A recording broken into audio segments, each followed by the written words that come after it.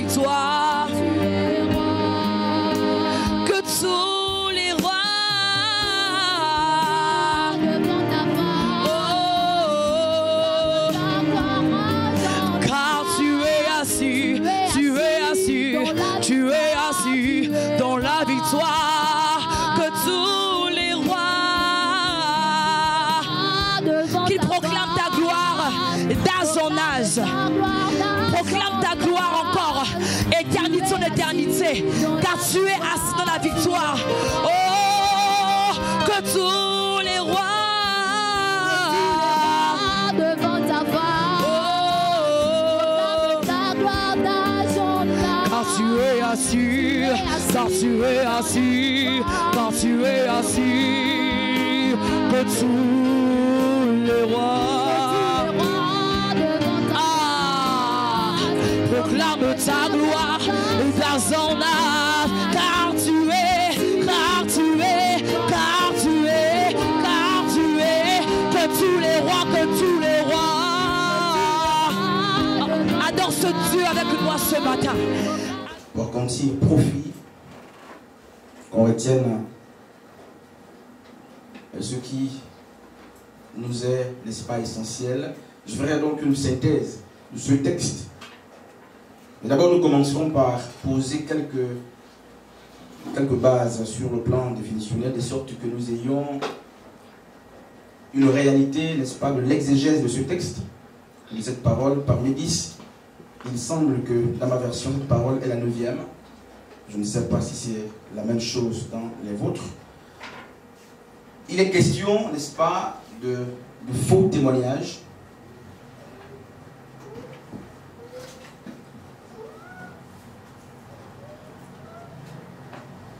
Qu'il nous faut peut-être justement dissocier de la médisance, qu'il nous faut subtilement dissocier du mensonge, c'est le faux témoignage. Donc parmi les 10 paroles que Dieu a prononcées ou a données, résumées, n'est-ce pas, en 10 commandements, ou parmi les 10 commandements d'Exode chapitre 20 apparaît justement ce commandement d'Exode chapitre 20, le verset 16, qui dit que tu ne porteras point de faux témoignages contre ton prochain. Pourquoi? Dieu a horreur, n'est-ce pas, de la langue trompeuse, de la langue mensongère. Alors, il est question des mensonges qui ne se plient pas sur soi-même, d'abord. Et nous aurons le soin naturellement, selon la grâce que le Seigneur nous accordera, de voir quelques formes ou quelques types de mensonges, de faux témoignages. Ils sont nombreux. Et quand vous lisez les pères d'église, vous vous rendrez compte, même dans les Écritures, il y a plusieurs types de mensonges. Et certains pères d'église, justement, nous parlent des mensonges qui sont bénéfiques. D'autres sont opposés. Certains nous parlent des mensonges injustes, d'autres pas des mensonges gratuits. Et quand vous allez plus loin, il y a même des mensonges honnêtes, disent-ils. Abraham a menti à plusieurs reprises, et cela n'a pas été imputé comme un péché. Il y a beaucoup de mensonges dans la Bible, venant des patriarches. Et les pères, en s'asseyant sur ces réalités, ont dit qu'il y a des mensonges qui sont pathologiques. Donc il y a des gens qui mentent parce qu'ils sont sur le plan des névroses, en souffrance, qui souffrent. Il y a des mensonges qui sont gratuits. On les dit sans attendre un intérêt, juste pour entretenir, n'est-ce pas, la conversation. Il y a des mensonges, dit-on, honnêtes. Il y a des mensonges, disent-ils, bénéfiques. Et on n'est pas sur ça. Nous parlons, n'est-ce pas, du faux témoignage. Et la Bible dit, tu ne porteras point de faux témoignages ou un faux témoignage contre ton prochain. Alors, si nous tentons de définir ce qu'on entend par faux témoignage, il nous est bon de ranger le faux témoignage dans les armes spirituelles, c'est-à-dire dans les traits enflammés. Le faux témoignage fait partie des traits enflammés. Et les traits enflammés sont, parmi tant d'autres, des armes que l'ennemi utilise pour nous nuire, alors qu'il n'a pas besoin, n'est-ce pas, d'une franche proximité. Les traits enflammés, comme les incantations, n'est-ce pas, les paroles mensongères, les diffamations, les faux témoignages et bien d'autres choses, sont des armes dont la destruction, n'est-ce pas, n'a pas besoin que la victime soit rapprochée de l'arme. Il est question donc d'une arme qui peut détruire à distance. Les incantations n'ont pas besoin que vous soyez près de la personne justement qu'ils utilisent pour vous nuire. Et c'est ça, pour ceux qui ont suivi l'enseignement sur, n'est-ce pas, le combat spirituel ou les luttes spirituelles, on a compris qu'il y a donc des traits enflammés que Satan utilise, que des hommes utilisent pour nous nuire à distance. Et parmi les traits enflammés, il n'y a pas que des incantations et tout ce qui va avec. Alors, j'ai trouvé aisé justement de classer le faux témoignage dans cette ligne des armes spirituelles qu'on peut utiliser pour détruire, qu'on peut utiliser, n'est-ce pas, pour tromboniser l'autre, pour, n'est-ce pas, s'aimer, pour envenimer et bien d'autres choses. Alors, il est important que l'Église fasse la distinction entre le mensonge et le faux témoignage. En première approximation, ça paraît, n'est-ce pas, la même chose, mais le mensonge, n'est-ce pas, et le faux témoignage peuvent, d'une manière subtile, si vous réfléchissez bien, ils peuvent être, n'est-ce pas, séparés l'un de l'autre. Pourquoi? Celui qui ment ne fait pas toujours un faux témoignage, mais celui qui fait le faux témoignage ment. On peut mentir sans faire un faux témoignage. Et donc ça dépend donc de la dimension du mensonge. Parce que dans le contexte actuel, il est question d'un faux témoignage vis-à-vis d'eux. Pas vis-à-vis de vous-même, mais vis-à-vis, n'est-ce pas, de votre alter ego, donc votre semblable, autrui. Vous pouvez mentir sur vous-même, vous ne faites pas un faux témoignage sur autrui. Et si vous voulez, je vous l'accorde, vous faites peut-être un mauvais témoignage sur vous-même. Mais le contexte biblique ne nous place pas justement à nous parler de nous-mêmes. Le contexte d'Exode 20 qu'on vient de lire dit « Tu ne mentiras pas contre le prochain ».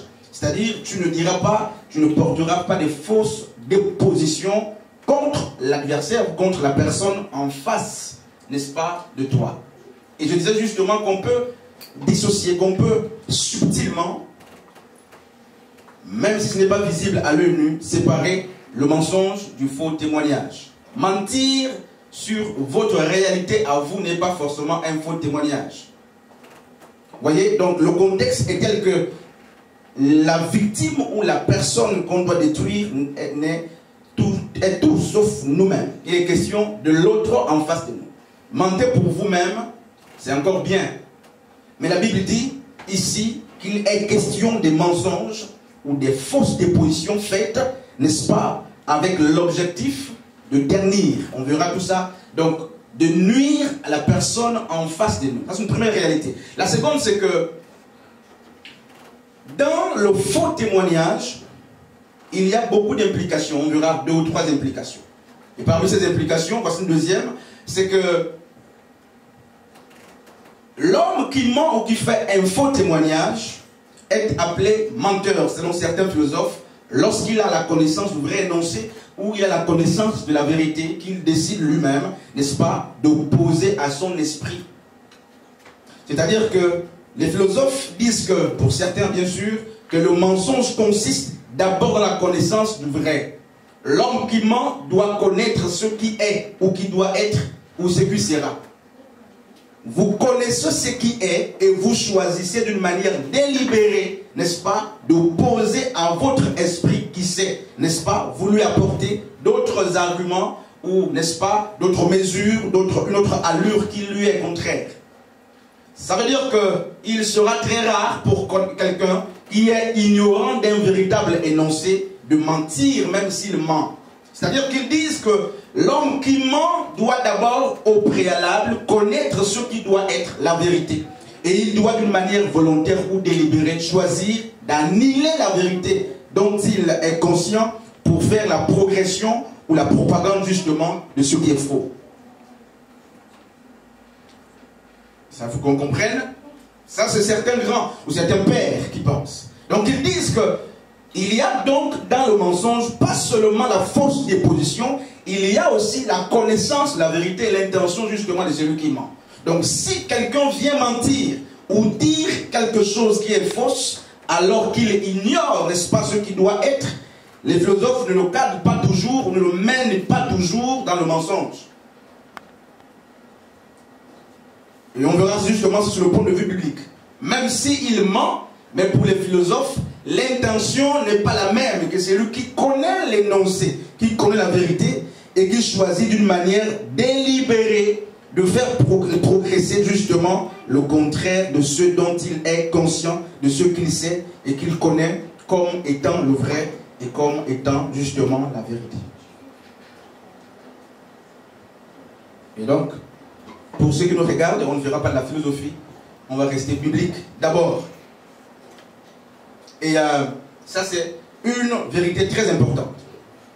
Alors, avant justement d'aller plus loin, de voir le cadre général et quelques vérités qui reposent justement sur la question, n'est-ce pas, du faux témoignage, j'aimerais, n'est-ce pas, nous proposer une définition très simple. Donc, le faux témoignage est toute forme de déposition ou de fausse déposition, n'est-ce pas, en vue de, je laisse les points de suspension pour que chacun ait le soin, n'est-ce pas, de compléter.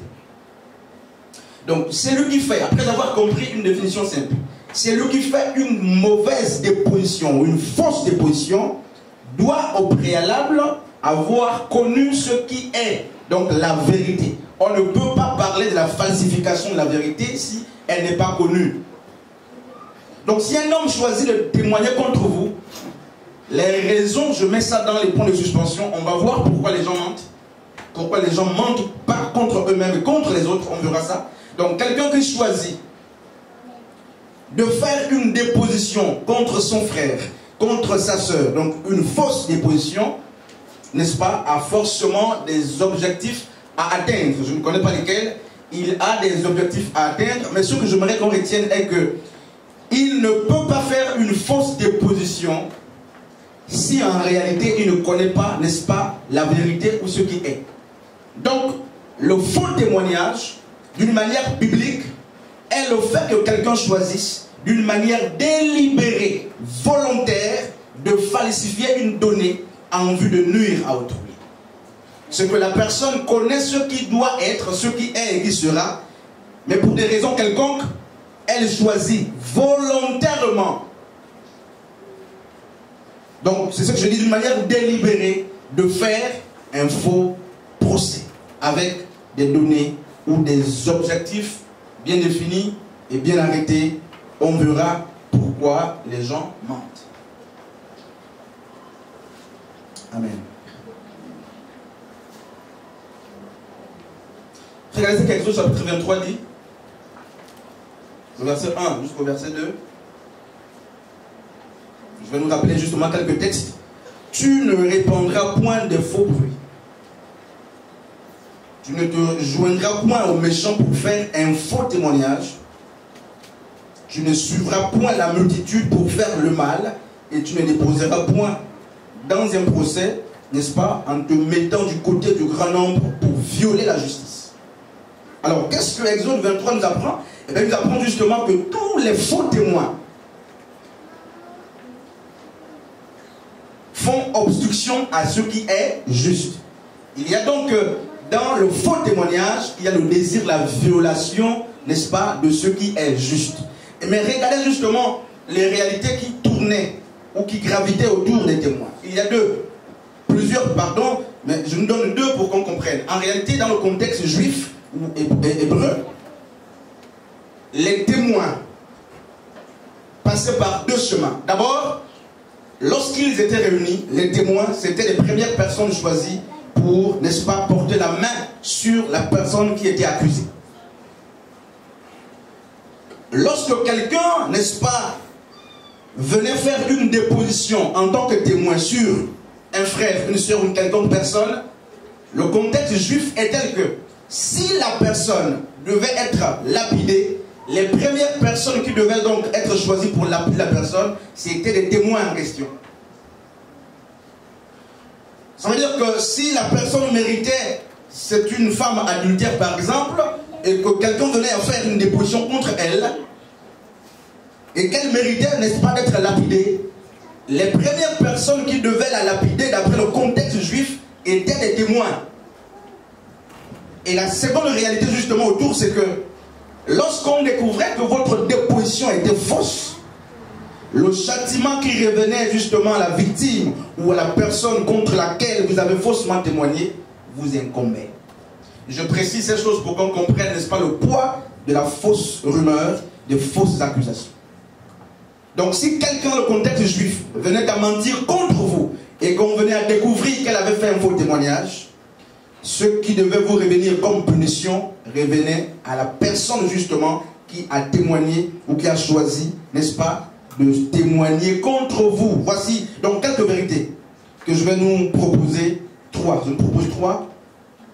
Et nous allons rentrer dans le vif, n'est-ce pas, du sujet.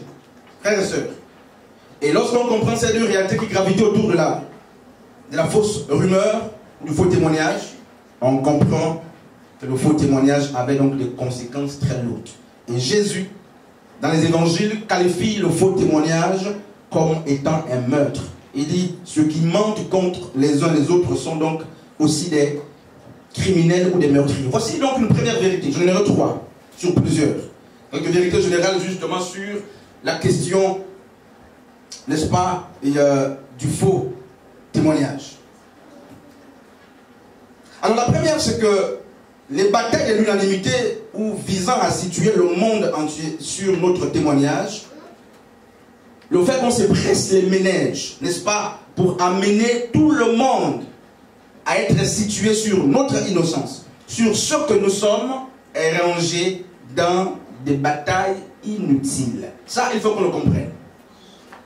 Nous n'avons pas à nous presser les méninges, nous n'avons pas à travailler dur, à nous donner de la peine pour que tout le monde ait une bonne impression de nous, pour que tout le monde, n'est-ce pas, ait une meilleure image de nous, pour que tout le monde pense comme nous. La Bible qualifie justement cette bataille comme étant un combat inutile. Bref, ça veut dire que vous n'avez pas, n'est-ce pas, à vous tracasser pour amener les gens à bien penser de vous ou à ne dire que ce que vous êtes. Non. Vous faites là une bataille ou un combat en vain illusoire. Donc les batailles de l'unanimité ou visant à situer le monde entier sur votre témoignage ou sur votre innocence font partie des combats inutiles. Les frères et les sœurs qui veulent à tout prix, n'est-ce pas, tout mettre en place pour amener le monde à s'accorder sur leur innocence, sur ce qu'ils ne sont pas, sont tombés dans, n'est-ce pas, ce qu'on appelle des combats inutiles. C'est un combat dont vous n'aurez jamais la victoire parce que tout le monde ne sera jamais d'accord avec vous. Vous aurez certainement une partie du peuple qui sera avec vous pour un temps ou pour toujours, mais vous n'aurez jamais tout le peuple qui sera d'accord sur vous. Peu importe ce que vous êtes, que ce soit en bien ou en mal. Du coup, on comprend que la peine ne vaut, n'est-ce pas, de multiplier les stratégies pour que tout le monde pense le bien de nous. C'est une fausse lutte. Et beaucoup tombent dans cette fausse lutte. Ils veulent argumenter à tout vent et à tout moment pour qu'on ait des meilleures impressions et des meilleures lectures, n'est-ce pas, de ce qu'ils sont. Et nous l'avons vu avec certains anciens. On a vu le contexte justement d'Éliab et de David. Éliab qui dit que tu es venu à cause de ton orgueil pour voir la bataille. Alors qu'en réalité, David n'était pas venu pour ça. David n'a pas donc amené tout le conseil de l'armée qui était là. Il n'a pas cherché à convaincre justement le conseil de l'armée qui était là pour lui dire ou pour leur dire que ce qu'Éliab, mon aîné, est en train de dire est faux. David a compris qu'il n'était pas besoin d'amener tout le monde à penser, n'est-ce pas, comme lui, ou du moins il n'était pas besoin d'amener tout le monde à voir en lui ce qu'Éliab n'a pas vu. Donc frères et sœurs, c'est une première réalité sur les fausses rumeurs, sur les faux témoignages. Il est parfois besoin de les laisser. Mais ne perdez pas du temps à vouloir que tout le monde soit d'accord sur votre identité, sur votre innocence. Vous faites des combats inutiles. Parce que même lorsque vous réunirez toutes les informations pour prouver votre innocence, même les personnes que vous avez réunies ne seront pas toutes, n'est-ce pas, d'accord avec vous. C'est des batailles inutiles. Il faut parfois laisser les oiseaux faire du bruit et faire leur bruit parce que les oiseaux sont créés pour le bruit. Et chaque espèce doit faire ce pourquoi elle a été créée. Alors voici une deuxième vérité, c'est qu'un faux témoignage ne deviendra jamais une vérité à cause de la réunion ou la réunification des témoins. David dit justement qu'ils ont réuni contre moi plusieurs faux témoins. Et donc ce que j'aimerais qu'on comprenne, c'est que la multiplicité ou la multiplication, le nombre élevé de témoins contre vous n'amènera pas, n'est-ce pas, la déposition qui est fausse à devenir vraie. Et je vais mieux l'expliquer. C'est que même si les personnes qui témoignent contre vous faussement sont plus nombreuses que celles qui disent vrai à votre sujet, leur nombre ne va jamais changer, n'est-ce pas, la fausse déposition en une bonne déposition. Ce qui est restera ce qui est, parce que l'existence précède l'essence. Vous n'avez rien fait, même si tout le village est contre vous. Ce n'est pas justement la hausse du témoignage de tout le village qui changera les faits. Si vous n'avez rien fait, vous n'avez rien fait et rien n'a été fait. Même si vous êtes menotté, ce n'est pas le fait que vous soyez menotté qui explique que vous êtes victime ou responsable d'un fait. Donc ne nous battons pas très souvent pour des faux bruits, pour des fausses dépositions ou les faux témoignages. Même si ces personnes sont 1000, 2000, même si c'est tout le village. Si ce n'est pas toi qui as volé, c'est pas toi qui as volé. Amen. Non, si c'est pas toi qui as volé, c'est pas toi qui as volé. Et voici donc une dernière vérité autour, n'est-ce pas,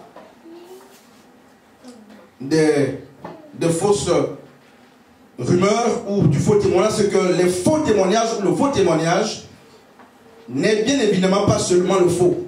Pourquoi? Et je pense que je l'ai anticipé, je disais justement qu'on peut dire ce qui est faux sans mentir. On peut dire ce qui est faux sans mentir. Pourquoi? Parce qu'on s'est certainement allié, n'est-ce pas, à un bruit. Mais on ne ment pas. On peut dire ce qui est faux parce qu'on est ignorant de la vérité. Et la première information qui nous est parvenue a été prise comme une vérité. Et je vais dans le sens de l'information qui m'est parvenue très vite. Et attends, je parle au même langage sans une intention de nuire.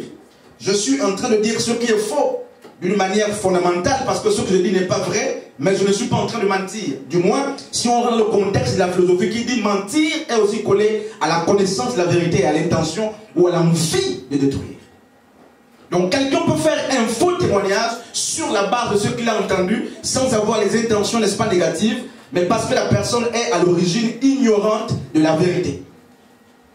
Demandez à quelqu'un si Jésus est le créateur de toutes choses, un exemple tout bête que je prends, par rapport à ce que la personne a compris, elle vous dira oui, elle fait un témoignage. Elle dit une chose qui est fausse littéralement, mais elle n'a aucune intention de dénigrer ou de mentir. Elle ne veut que dire et étaler son ignorance. Dans ce cas, la personne dit faux, elle ment pour vous, mais les philosophes disent qu'elle ne ment pas parce qu'elle ignore ce qui est et elle n'a pas les intentions négatives.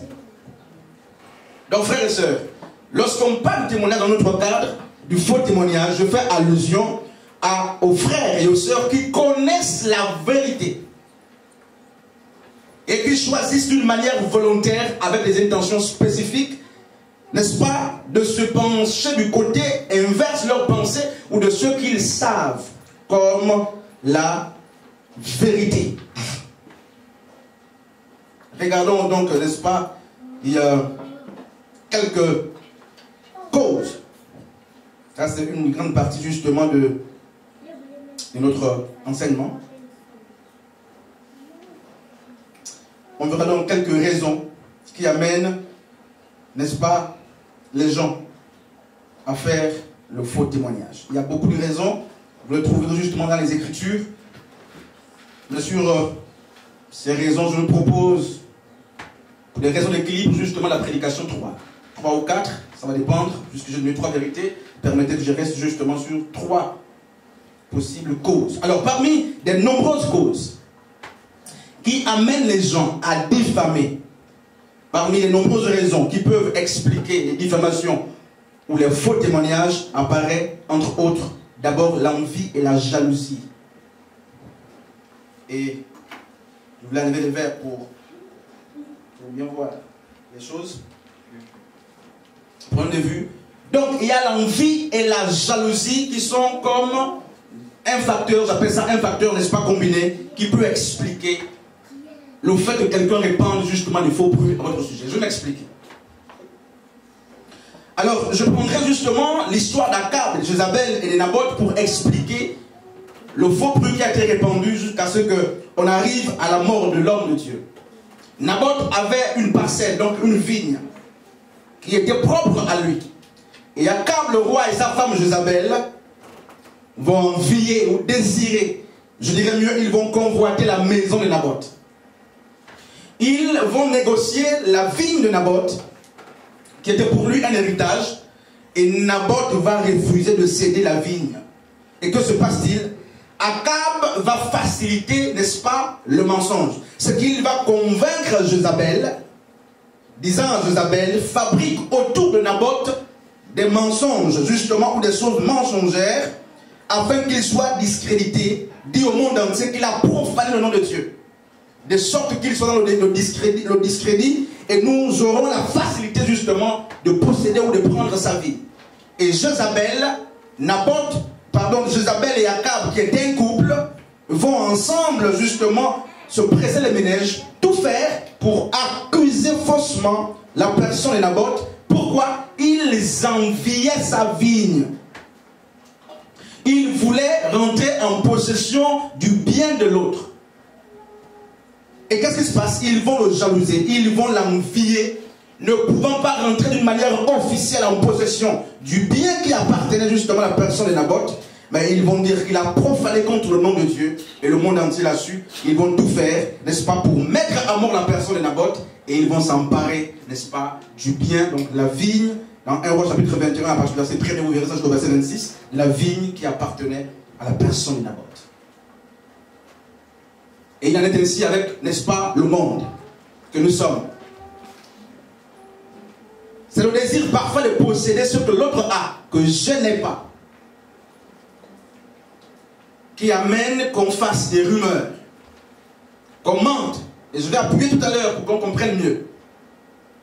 La jalousie, n'est-ce pas? Le fait qu'on voit en l'autre ce que nous n'avons pas, les capacités que nous ne possédons pas, n'est-ce pas? Le matériel que nous n'avons pas.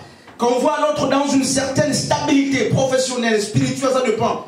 Le fait qu'on arrive à l'envier, d'ailleurs l'envie vient du fait qu'on mette en place justement des complexes ou des comparaisons. Les gens qui passent le temps à faire des comparaisons tombent dans 3 complexes, soit l'infériorité, l'égalité ou la supériorité. Et s'ils tombent dans le complexe justement d'égalité, ils peuvent être frustrés. S'ils tombent dans le contexte justement d'infériorité ou le complexe d'infériorité, ben frère, ils seront frustrés et très vite, s'ils ne sont pas bien constitués, ils se donneront comme arme la jalousie, n'est-ce pas, et l'envie au point de nuire à l'autre. Et ça c'est courant dans la vie de tous les jours. Vous convoitez la place de l'autre, vous convoitez, n'est-ce pas, la maison de l'autre, vous convoitez le ministère de l'autre, vous convoitez. Et ne pouvant pas d'une manière linéaire et littérale rentrer en possession du bien que l'autre a, qu'est-ce qu'on fait? Ne pouvons pas se contenter de ce que nous avons, on se donne les moyens d'envier et de creuser, n'est-ce pas, la jalousie. Et la jalousie justement manifeste puisqu'elle ne peut pas facilement parfois nous amener à posséder ce que l'autre a pour discréditer. On fait quoi? On ment à son sujet.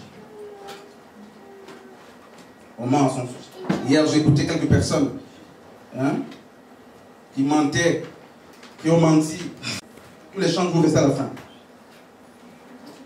On ment au sujet justement de l'autre. Et là, ce n'est pas bien.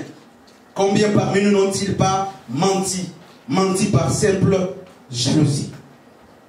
Voici donc une deuxième réalité, on va très vite. Si Dieu le veut, on verra 2 paroles, donc 2 commandements. La deuxième raison qui amène les gens, ou parmi tant d'autres, qui amène les gens à répandre de faux bruits, à faire de faux témoignages, c'est le désir de faire croire à l'opinion populaire que l'autre est semblable à moi ou pire que moi. Qu'est-ce qui amène les gens à mentir à votre sujet? C'est le désir de faire croire à l'opinion nationale ou à l'opinion, n'est-ce pas, collective, que l'autre est semblable à moi ou pire que moi. Je m'explique. Une personne qui est prostituée et qui sait que sa prostitution est reconnue pour vraie par l'opinion, la plus grande opinion. Une personne qui sait que les radars de jugement se pointent sur elle, ne pouvant pas auto-assumer la vie qu'elle mène, et sachant qu'autour il y a des personnes qui sont contraires à elle, pour qui on rend un bon témoignage, qu'est-ce qu'elle fait? Elle aura tendance à répandre des bruits similaires à la nature de sa vie sur l'autre, pour qu'elle ne soit plus la seule vue et pointée, pour que l'autre justement soit vu comme elle ou pire qu'elle, alors que l'autre ne l'est pas. Et l'objectif, c'est de détourner l'attention justement du monde qui nous pointe du doigt pour dire au monde, voyez, je ne suis pas la seule à être accusée. À côté de moi, il y a quelqu'un qui est comme moi. Il faut vous intéresser aussi à lui, ou à côté de moi, il y a quelqu'un qui est comme moi, qui est même pire que moi. Donc les gens qui accusent que vous avez volé, très souvent c'est des voleurs. Les gens qui accusent que vous avez menti, très souvent c'est des menteurs. Très souvent, fort souvent, ils veulent que les gens aient à votre sujet l'image ou l'opinion qu'on a d'eux. Les gens savent qu'ils sont des voleurs, des médiocres, des prostituées, des calomniateurs, ça dépend.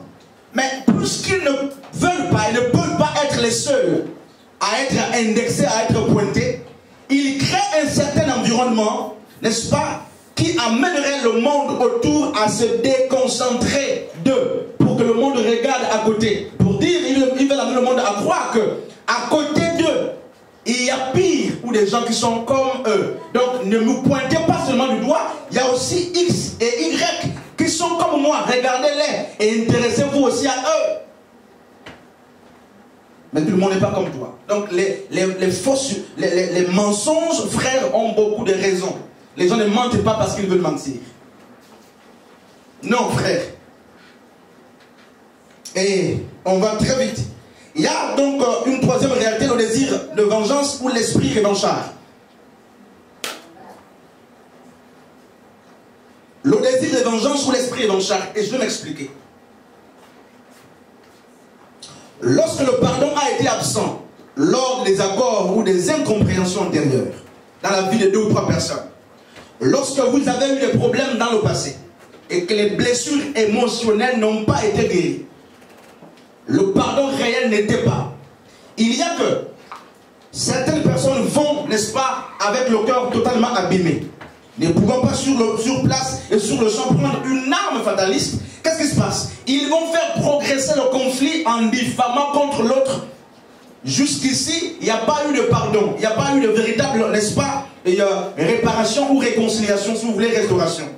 Vous vous êtes disputé hier, le problème est fini, mais vous êtes partis chacun, ça dépend, une personne est partie, une tierce partie est partie, avec justement le cœur blessé, et la blessure n'a jamais été réparée. Et que se passe-t-il? Pour vous attaquer à distance, pour se venger de vous, qu'est-ce que la personne fera? Peu importe l'information qui viendra, elle ne prendra pas le soin de la vérifier pour voir si elle est vraie. Elle ne prendra pas le soin de la tamisser, n'est-ce pas, vis-à-vis des principes de la parole. Qu'est-ce qu'elle fera? Parce que son cœur est revanchard, parce qu'elle a un esprit de vengeance, elle se souvient du passé, donc des problèmes antérieurs qui n'ont pas été résolus fermement, mais elle diffame à votre sujet. Dans ce cas, les diffamations sont une suite logique, n'est-ce pas, du combat que vous avez eu dans le passé. Et c'est ainsi avec beaucoup, même à l'église. Ils se sont disputés il y a 1 an, les blessures n'ont pas été guéries, tout ce qu'on dit de l'autre est vrai. On ne veut plus discerner, tout est vrai. Pourquoi? Quand vous vérifiez l'origine, c'est le cœur qui a été blessé depuis longtemps. je n'ai pas eu l'occasion de la battre depuis là-bas, mais s'il y a l'occasion justement de diffamer pour continuer à lui faire du mal, je mens sur son nom. Ainsi, c'est donc une suite logique justement des conflits antérieurs qui n'ont pas été réparés.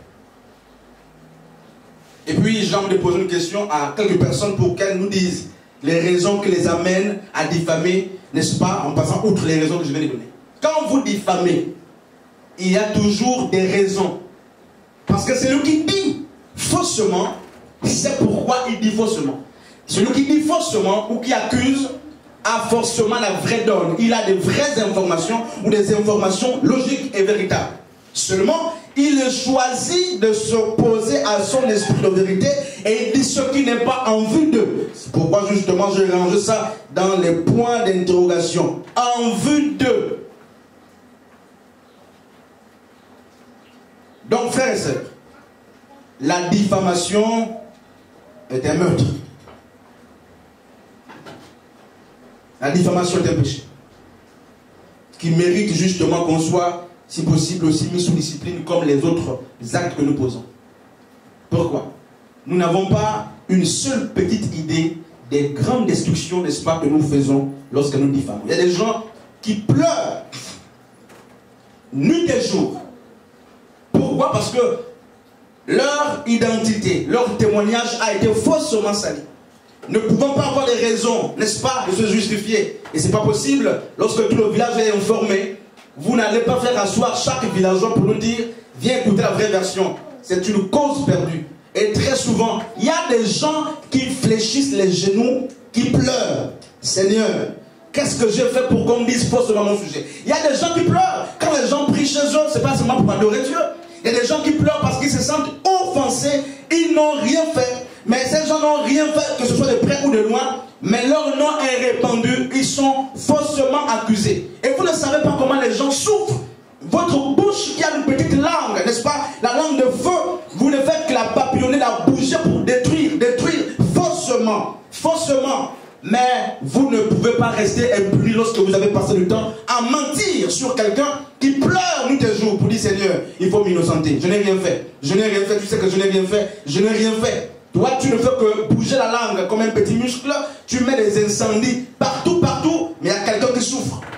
Qui m'écrit, qui perd l'appétit, qui peut, si c'est un étudiant, manquer d'aller à l'école. Un professionnel, il peut ne pas le travail, il souffre.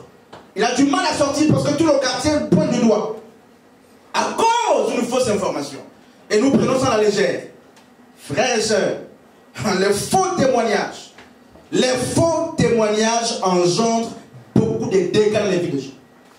Vous passez à la fenêtre de quelqu'un, vous écoutez la personne pleurer, et vous vous dites qu'est-ce qui se passe? Il y a un faux témoignage, 2 faux témoignages, 3 faux témoignages. Elle pleure, elle n'a pas d'argument. Il y a des gens qui n'ont même pas la facilité de s'exprimer pour se justifier. Et surtout, lorsque le mensonge devient gros, les gens ont tendance à croire que ce qui est gros devient forcément la vérité. Les dégâts que les fausses informations ou les faux bruits apportent, mais beaucoup sont des jeunes qui ne connaissent pas ce que ça peut faire. Ils ne maîtrisent pas ce que ça peut faire. Mes frères, en réalité, le jour que vous grandirez, parce que vous avez les petits faux témoignages sur vous, les témoignages de jouets pour certains, ça en jouet, c'est pourquoi vous ne voyez pas l'impact. Mais le jour que ça va vous arriver, ça va heurter votre temps de prière. Vous n'aurez plus le temps de prier. Parce que ça vous mange. L'homme n'aime pas quand on mange son sujet, objectivement et naturellement. Ça vous dérange l'esprit, l'âme. Quand ça vous arrive, c'est là que vous comprendrez qu'on ne ment pas sur les autres. Si tu n'as rien à dire, il faut fermer la bouche. Si tu n'as rien vu, il faut fermer la bouche. Et il y a même ceux qui ont vu qui n'ont pas parlé et qui choisissent d'aller parler ailleurs. Tout ça, c'est les diables. Tout cela, ils doivent être punis. Parce que bibliquement, c'est pas bon. Tu as vu, tu n'as jamais parlé et tu vas faire un témoignage. Tu n'as jamais vérifié. C'est pourquoi Jésus a dit qu'un élément doit être pris, n'est-ce pas, en considération et faire l'objet d'une étude ou d'une recherche lorsqu'il y a 3 dépositions ou 3 témoins.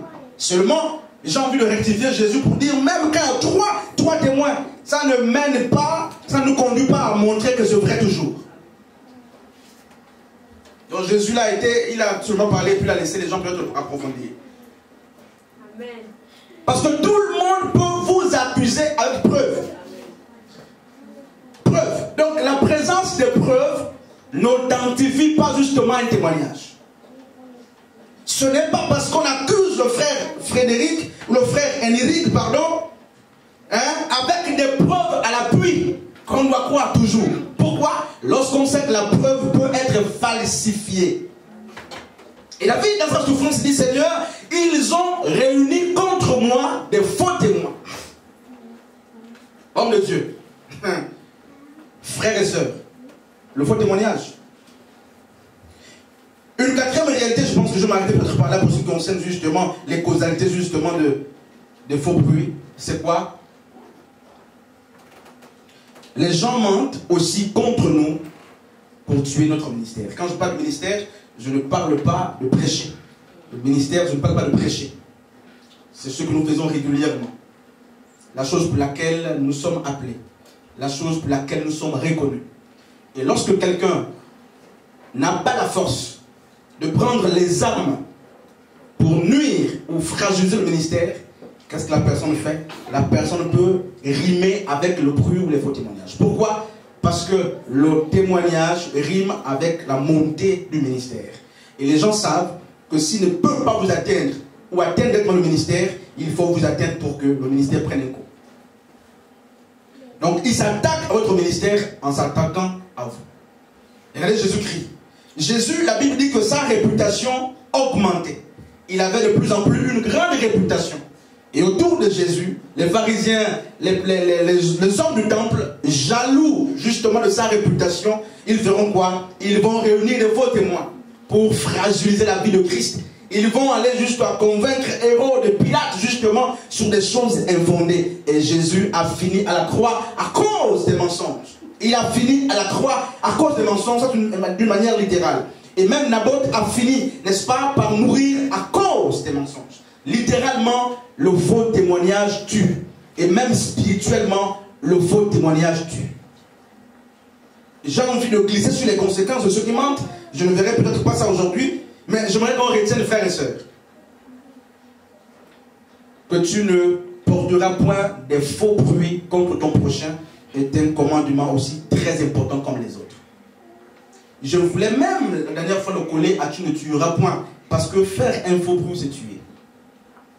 En vérité, j'ai vu des gens en cellule. J'étais en cellule une fois, vous vous souvenez, pour 2 ou 3 jours, pour des raisons spécifiques.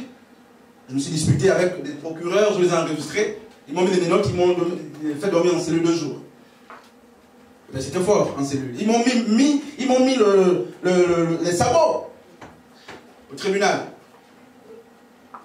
Mais en cellule, j'étais avec des gens qui étaient innocents sur toute la ligne. Sur toute la ligne. Qu'on a tabassé, mais ils sont ignorants sur toute la ligne. Depuis le début du problème jusqu'à la fin.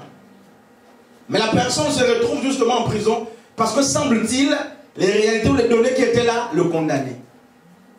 Et vous imaginez, hommes et femmes de Dieu, ce que ça peut faire de mettre quelqu'un qui a des enfants, qui a une famille, une femme, ça dépend, en cellule pendant 4 jours, 5 jours, 1 mois, alors que la personne est innocente. Ses enfants pleurent de faim. Sa femme est dans le chagrin. Son mari souffre. Sa famille souffre. Vous vous réjouissez. Vous vous réjouissez. Vous allez payer ça. C'est pourquoi je le dis haut et fort sur l'estrade. C'est pas moi qui le dis. Mais celui qui fait des faux bruits ne peut pas rester impuni. Dieu te punira. Dieu te punira et tu paieras pour ce que tu as fait. Quelle est cette facilité de mentir sur les autres? Quelle est cette facilité justement de dire ce qui est faux au sujet des autres alors qu'ils n'ont rien fait? Très souvent, ils n'ont rien fait. Alors je boucle, je fais une synthèse justement pour cette partie. Frères et sœurs, hommes et femmes de Dieu, le faux témoignage est même une preuve qu'il y a en vous un problème d'amour. C'est lui qui ment au sujet de son frère. C'est lui qui fait une fausse déposition sur son frère, traduit par là qu'il ne l'aime pas. L'amour n'accuse pas. 1 Corinthiens chapitre 13. Vous ne pouvez pas d'une manière délibérée vous lever, aller dire que le frère Josh sort avec le frère X ou Y, un exemple, ou le frère Gamaliel sort avec la soeur Y. Vous avez le jeu, la langue, votre langue, il y a la facilité de parler comme ça. Vous visez quoi? Qu'est-ce que tu vises en le disant? Qu'est-ce que tu gagnes en le disant? Frères et sœurs. Mais quand ça arrive dans les oreilles du frère Gamaliel, alors s'il n'est pas un homme qui a la même taille de la foi que vous, il peut même abandonner la foi à cause d'une rumeur. À cause des mensonges, les gens ont quitté l'église. Les gens, je fais une formation en théologie, j'étais avec un pasteur qui a plus de 400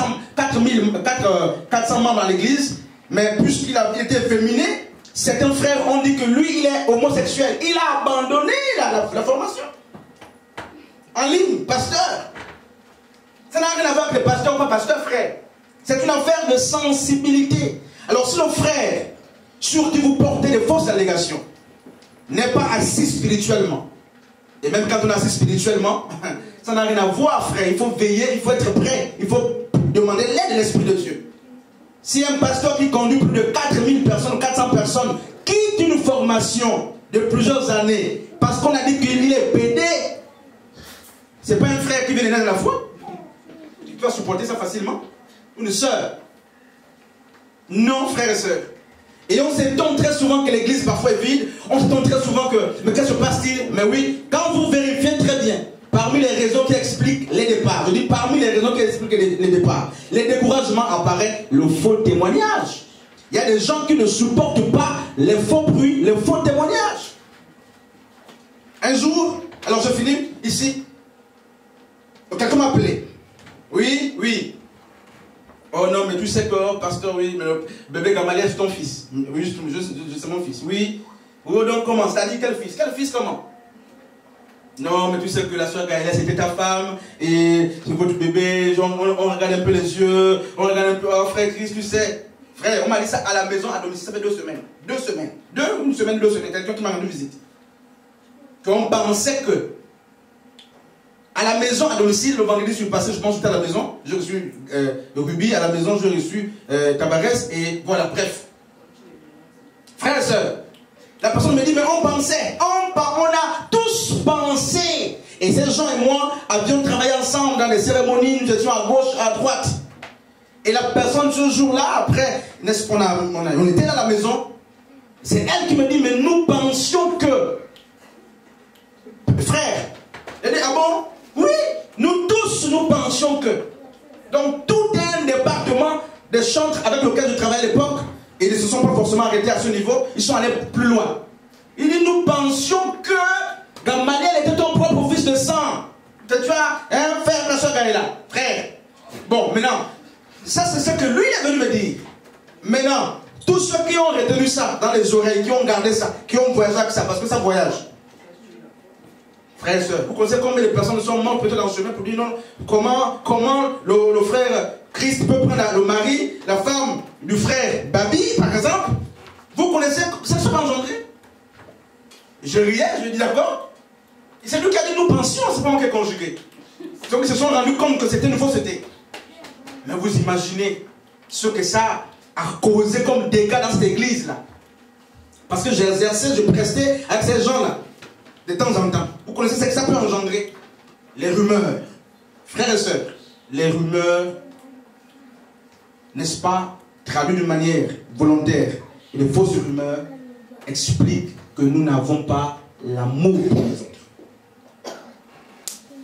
On n'a pas l'amour pour les autres.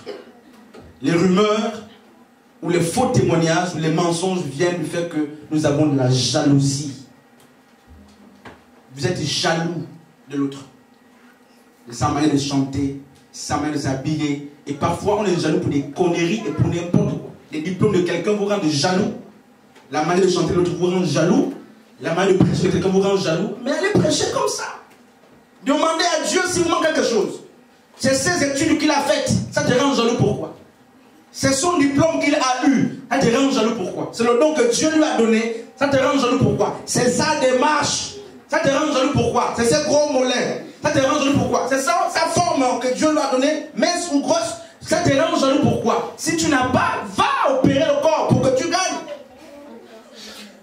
Donc les jalousies dans l'église naissent même pour des choses inutiles. Inutiles. Il se prend pour qui? Il n'est jamais avec les autres. Il ne vient pas quand on va manger. Quand on va dans les... Non, mais il n'est pas obligé de venir. Il n'est pas toujours obligé de venir. Non, mais lui, quand les autres terminent, les collègues vont toujours au bar. Pourquoi pas lui? Il se prend pour qui? Non, il ne se prend pas pour quelqu'un. Il se prend pour lui. C'est sûr qu'il est là.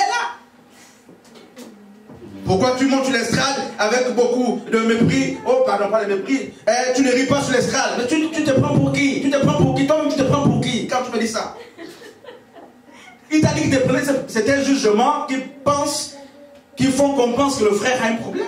Naturellement, il y a des gens qui ne rient pas beaucoup, mais vous penserez qu'ils sont méchants.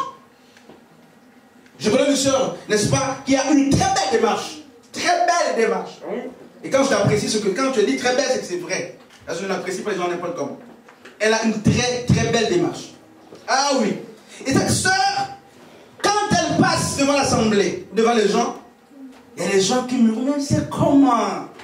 Elle veut séduire les pasteurs. Non, elle ne veut pas séduire les pasteurs. Elle marche comme ça. C'est comme ça qu'elle marche. Elle a une belle démarche. Mais quand tu marches comme ça, dans les femmes, il faut t'inspirer d'elle et demander des conseils. Sa démarche te rend jaloux en quoi? Donc des jalousies qui ne tiennent pas. Et on ne va pas te mentir. La sœur Grâce, elle marche comme ça parce qu'elle est amoureuse d'un tel. Elle marche comme ça pour séduire. Mais même quand elle est seule, elle marche comme ça. Elle marche comme ça même quand elle est seule. Elle connaît marcher bien à travers ça. Ou bien c'est naturel, c'est pas. Elle marche comme ça. Frères et sœurs. Frères et sœurs. Si l'autre a un atout que tu n'as pas, demande-lui d'apprendre. Si l'autre a un talent que tu cherches à avoir, tu n'es pas obligé d'aller mentir. Et ce n'est pas en mentant que tu l'auras. Sois humble, rapproche-toi de l'autre, dis j'aime ce que tu fais, apprends-moi. Si l'autre chante plus que toi et mieux que toi, au lieu de critiquer et jalouser, dis à l'autre d'abord, j'aime quand tu chantes bien. Apprends-moi à chanter comme toi. Si l'autre modère plus que toi, au lieu de toiser pendant que l'autre modère, dis-lui, sœur ou frère, tu modères très bien. Apprends-moi à modérer comme toi. Si l'autre prêche mieux que toi, au lieu d'envier et critiquer, va et dis maman, papa, j'aime quand tu pries, j'aime quand tu prêches bien. Apprends-moi à prêcher. Ça ne t'enlève rien sur tes diplômes, sur tes cheveux. Au contraire, l'humilité précède la gloire. Maintenant, c'est le chef que tu es venu faire une doléance. Si lui est païen, il tombera dans le péché, dans l'orgueil. Demandez et l'on vous donnera. C'est Matthieu chapitre 7 qui le dit. Donc la demande est biblique, c'est une notion biblique. Plutôt que de prendre notre voie, allez salir les autres. Allez noircir les autres. Et tu as le courage de le faire. Tu as le courage de le faire. Maintenant toi-même, si on te fait pareil, comment est-ce que tu vas te sentir? Les faux bruits, frère, les faux bruits détruisent l'œuvre. Les faux bruits éloignent les gens de nous. Les faux bruits font que les gens restent parfois seuls. Et les faux bruits, frère, engendrent des pleurs dans des maisons. Je vous dis. Car vers toi nos prières s'élèvent. Vers toi nos mots, Père, encore montent. Vers toi nos expressions de gloire doivent prendre encore de gloire de vie. À toi la gloire, Père, ce matin. À toi la gloire, Saint-Esprit de Dieu. À toi la gloire, Jésus. À toi la majesté. À toi le règne, la puissance. À toi la puissance et la majesté. Les hommes peuvent le gloire Dieu ne pas le dire, mais Père, même Père, si on me manque de gloire Dieu, si Père, je n'avais de gloire plus de voix, le souffle me coupait. Seigneur, j'allais de gloire le faire par l'expression de gloire de mon cœur. Si Père, cela de gloire aussi manquait, Père, par les pieds je le ferai, par les mains, Père, oh, même par les yeux, même par les oreilles, mon Père, mon Dieu, mon roi, je te glorifierai encore et encore. Je vais te louer de gloire Dieu encore et encore, car tu es de gloire de l'ami fidèle, l'ami de tous les temps, l'ami qui accompagne, l'ami qui ne délaisse point encore, mon Père et mon Dieu, mon roi. À toi la gloire, Jésus, et à toi la majesté. Mon ami intime, mon ami intime, mon ami de tout le temps, mon ami de la chambre haute, mon ami, tu es mon ami. Vers toi mes mots se lèvent, vers toi mes prières montent.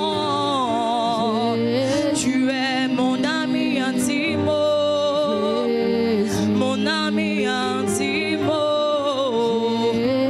mon ami de tout le temps, mon ami que j'adore, vers qui moi je me prosterne, lui qui reçoit toute révérence, lui qui appelle à l'existence ce qui n'existait pas, mon ami intime, tu es le roi que je priais, mon ami de la chambre haute.